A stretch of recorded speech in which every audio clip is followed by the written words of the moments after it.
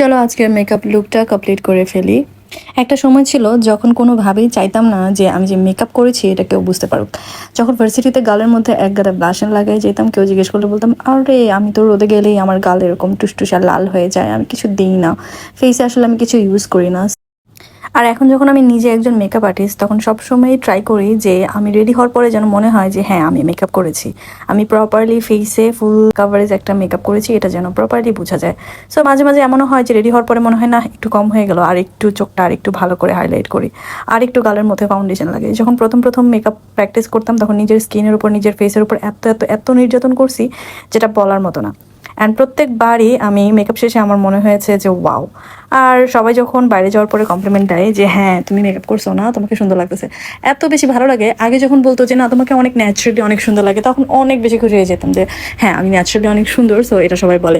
আর এখন যখন মেকআপ করার পরে কেউ আমাকে বলে যে মেকআপ করার পর তোমাকে অনেক সুন্দর লাগছে, তখন এই কমপ্লিমেন্টটা আমার জন্য বেস্ট মনে হয়।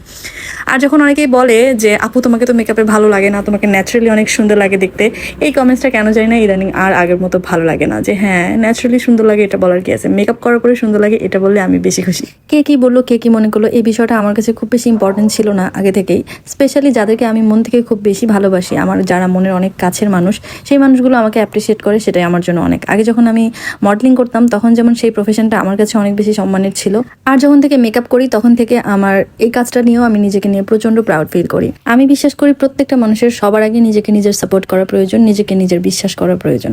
সো আজকের আমার এই মেকআপ লুকটা তোমাদের কেমন লেগেছে সবাই আমাকে অবশ্যই কমেন্টস করে জানাবে।